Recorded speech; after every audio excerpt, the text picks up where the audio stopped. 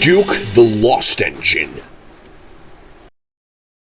Dear friends, an engine lost in the South American jungle was found after 30 years.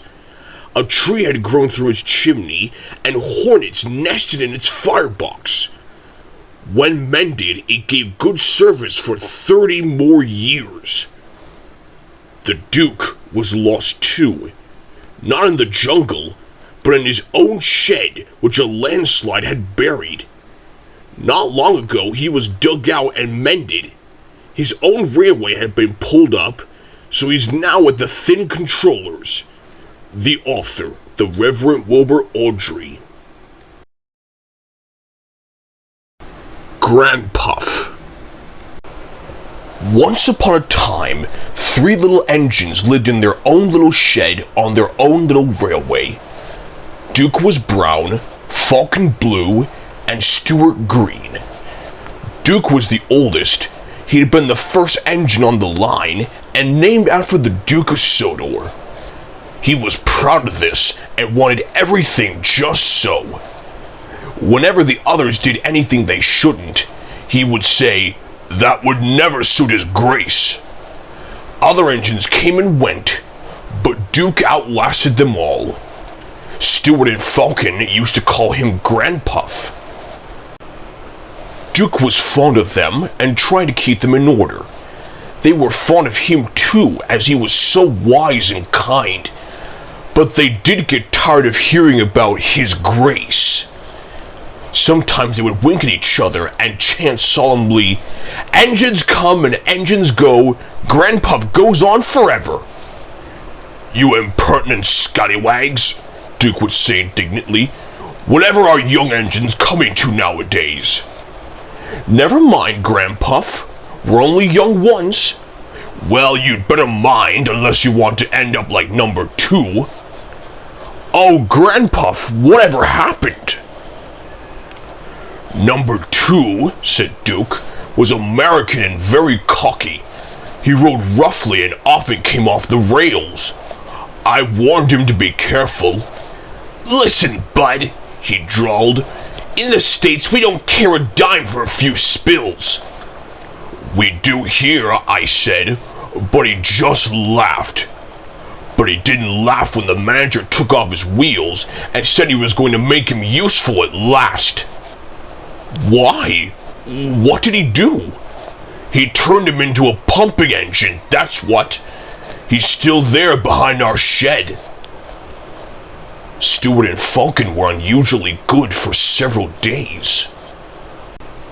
Stuart and Falcon became useful engines, and all 3 were happy together for many years. But hard times came. The mines closed one by one, and the engines had little to do. At last their line was closed, and people came to buy the engines. "We'll take Stuart and Falcon," they said. But no one wanted Duke. They thought him too old. "Cheer up, Grandpuff," called Stuart as they went away. "We'll find a nice railway, and you can come and keep us in order." They all laughed bravely, but none of them thought he would ever come through. Duke's driver and fireman oiled and greased him. They sheeted him snugly and said goodbye. They had to go away and find work. Duke was alone, locked up in the shed.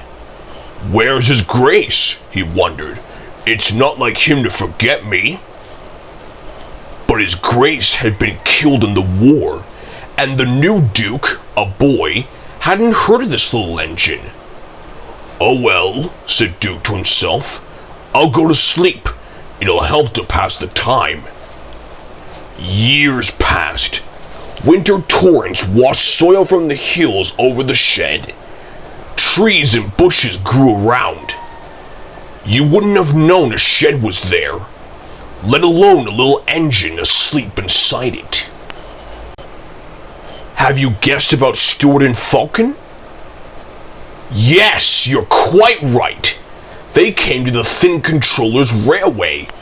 He gave them new coats and new names.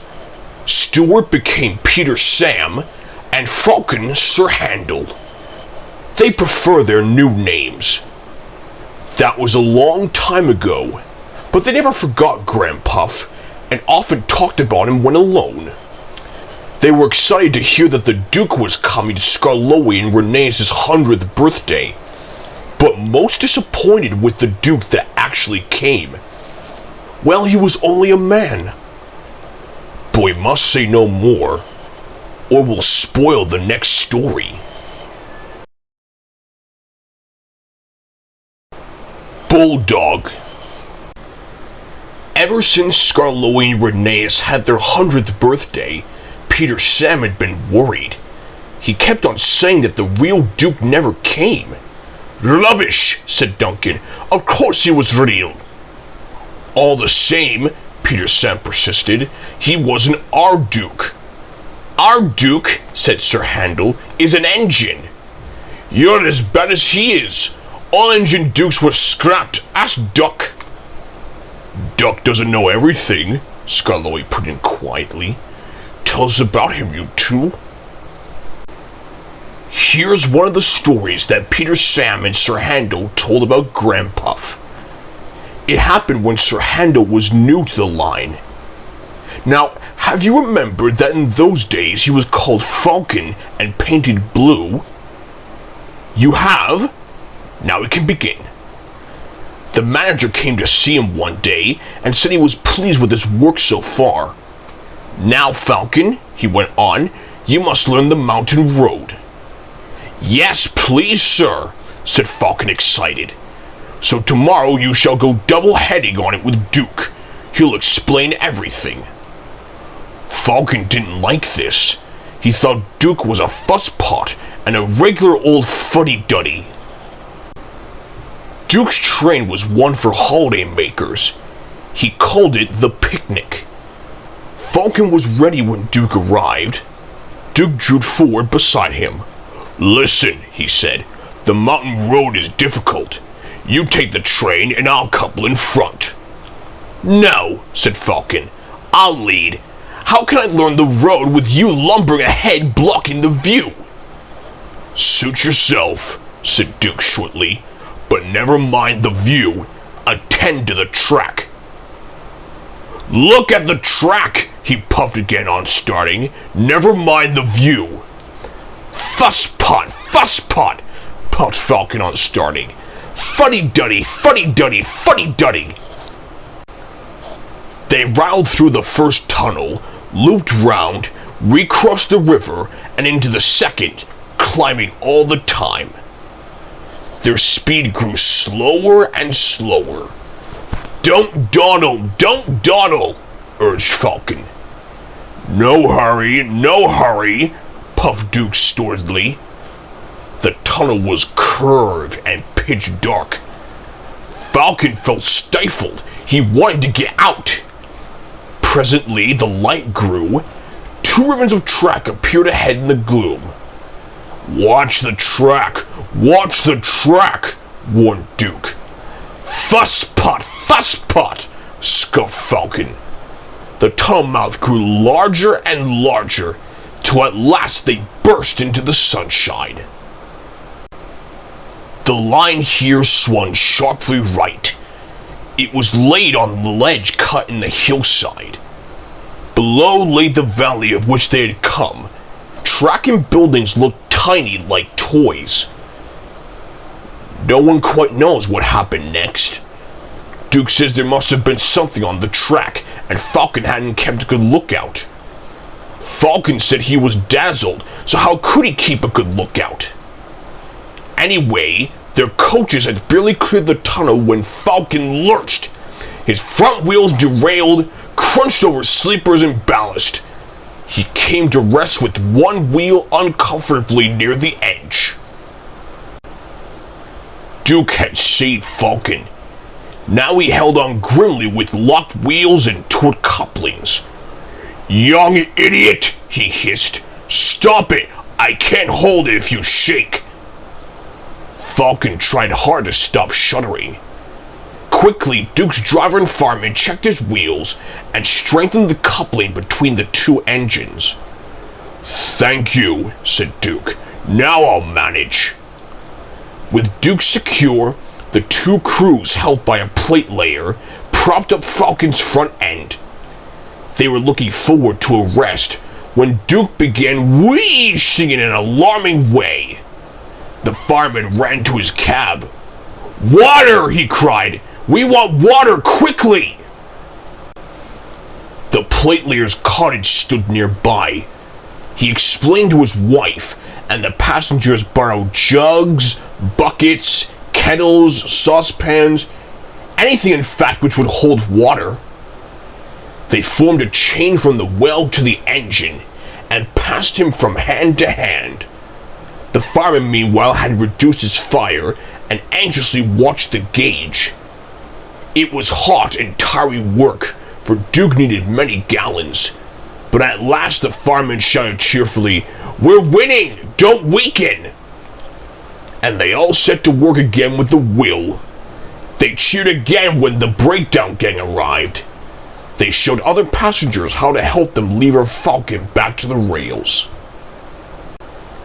The manager was at the top station. He said he was sorry about the accident and thanked the passengers for their help. "Not at all," they said. "We admire the way you put things right and enjoyed the adventure." They thanked Duke and his crew for preventing a nasty accident. "Your Duke," they said, "is a hero. He stood firmly like a bulldog and just wouldn't let go." Falcon said thank you too. "I don't know why you bothered after I'd been so rude." "Oh well," replied Duke. "You just had a new coat of paint. It would have been a pity if you rolled down the mountain and spoiled it. That would never have suited his grace."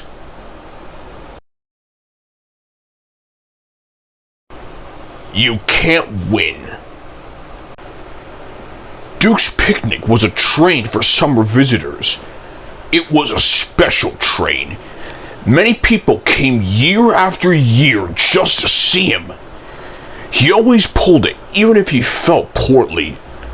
"I mustn't disappoint my friends," he would say. "That would never suit his grace." The morning run gave no trouble. He took his passengers up the line and stopped anywhere they wanted. He and his driver knew all the best places for picnics. "Beep, beep," he whistled as they waved goodbye. "Please don't be late when I come back. We might miss the boat, and that would never do." One day, Duke felt poorly at the end of his first picnic journey. He was short of steam and was glad of a rest before starting back. His driver and fireman had just finished cleaning his tubes when Stuart bustled in. "Hello, Grandpuff. Are you short of puff?" "Nothing of the sort. Routine maintenance." "Tell you what, Grandpuff, you're getting old. We need to take care. We'll have to keep you in order or one day you'll break down." "Humph," said Duke. "That'll be the day. Keep me in order? Impudence." He puffed away, whooshing crossly from his drink cocks. Duke couldn't stay cross for long. It was a lovely evening. All the picnic parties were ready. The coaches ran well, and they lost no time anywhere. "Couldn't be better, couldn't be better," he chanted happily. They began to climb. The work was hard, but Duke didn't mind. "I've plenty of steam," he panted. "We'll be up in a couple of puffs." He needed more than that, though. His puffs changed to wheezes. "It's not so easy. It's not so easy. My old valves would start blowing now. But I'll manage. I'll manage." But the leaks became worse, and soon he was whooshed, horsely with escaping steam. Duke's driver examined him carefully at the next station, while the guard went to telephone. Anxious passengers gathered round. 2 engines are coming, the guard reported. With luck, we'll be away in 15 minutes. You will easily catch your boat. Falcon buffered up in front. Poor old Grandpuff, he whooshed importantly. What a shame you've broken down. Beep, beep, beep. This is the day, whistled Stewart cheekily. He was coupled on behind.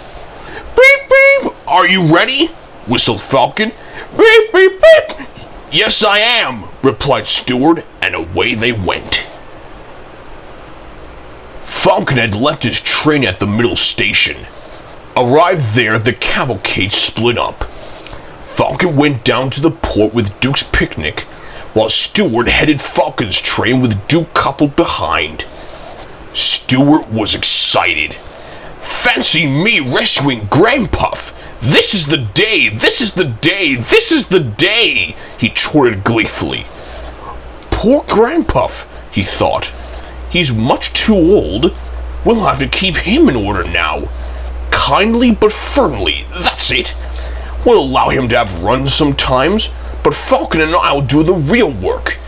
Grandpuff will be cross, but we can't help that. Poor old engine, he puffed kindly. Duke was by no means crippled. His valves sounded worse than they were. He could have kept his train, but his driver said, "No, our passengers will only be worried." Duke agreed. He didn't want to spoil their day. He listened to Stewart chortling and smiled. He and his driver had their own little joke ready. At first, they used just enough steam to keep moving, but the last half mile was uphill. "Now," said his driver. He advanced the regulator, and Duke responded with a will. He puffed and roared as though the whole train's weight was on his buffers. People heard the noise from far away. They ran to see what was happening. At the workstation, Duke uncoupled and went along the loop to the water tank. A boy on the platform asked, "Why were there 2 engines on this train, Daddy? It's most unusual." "It is," said his father, "but today was different. Stewart broke down, you see, and they had to call Duke out to help him. Duke had a hard job too by the sound of it." "Well, for crying out loud!" exclaimed Stewart. He vanished in a cloud of steam. Duke wheezed alongside. "Poor old engine," he chuckled. "It's no good, Stewart. You can't win."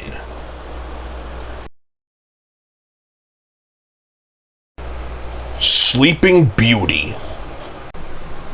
Duke's story soon spread. The engines told Mr. Hugh.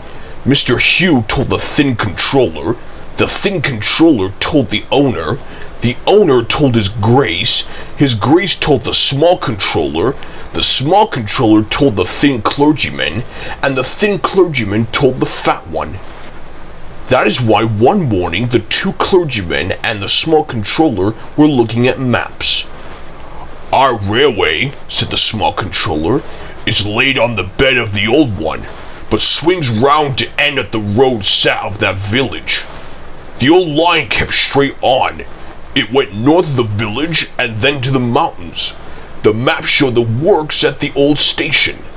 If Duke is anywhere, he's there." "Are you writing another book, sir?" "Yes," said the thin clergyman, "but not about you." He smiled at the downcast faces. "Cheer up," he went on. "It's about a nice old engine who's lost. But if you're good, the artist might put you in the pictures." "Oh, thank you, sir." So the thin clergyman told him about Duke and Falcon and Stewart. "So you see," he continued, "poor Duke was left alone." 3 small engines sighed sympathetically. and we want to find him and mend him and make him happy again. Your controller wants to help, but he can't if you're naughty. 3 small engines promise to be as good as gold. The 3 men spent days and days in the old station. They came up every morning on Bert's train. He always whistled good luck as they walked up the track, but they had nothing in the evening except scratches and torn clothes. They wouldn't give up, though. Duke's there somewhere, they said. The fat clergyman found him in the end. Scrambling over a hillock, he trod on something that wasn't there, crashed through a hole, and landed legs astride on Duke's saddle tank. "Our sleeping beauty himself!" he shouted. The thin clergyman and the small controller peeped through the hole above. "Excuse me," inquired Duke. "Are you a vandal? Driver told me vandals break in and smash things." The fat clergyman ruefully felt his bruises. "Bless you, no," he laughed. "I'm quite respectable. I dropped in because I couldn't find your door." And he told Duke about Falcon and Stewart. "So they did remember," said Duke softly. "Then, does His Grace approve?" "Yes, he's coming." "To see me? How kind! And I'm all dirty. That would never do. Please clean me." So they set to work, and by the time the small controller had fetched His Grace, Duke was the cleanest of anyone in the shed.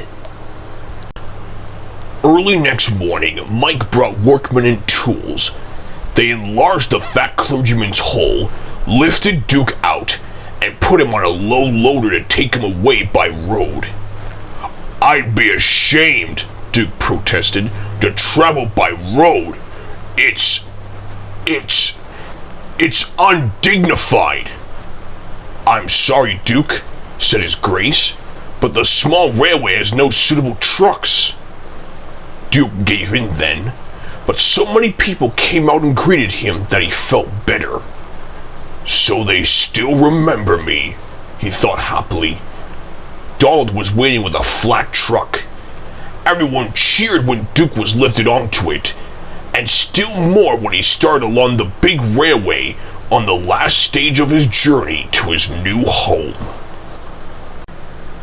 Peter, Sam, and Sir Handel were on early turn. They peeped out of the shed. "He's there," they whispered. "Shh." Duke opened his eyes. "You woke me," he grumbled. "In my young days, engines were seen and not heard, Grandpuff. Remember?" "I remember," said Duke. "2 idle good-for-nothings called Falcon and Stewart." "Good for you, Grandpuff. We're glad you've come. We can keep you in order now." "Keep me in order? Impertinence! Be off!" The pair chuffed away, well content. "Impudent scallywags," murmured Duke. But his old eyes twinkled, and for the first time in years, he smiled as he dozed in the sun.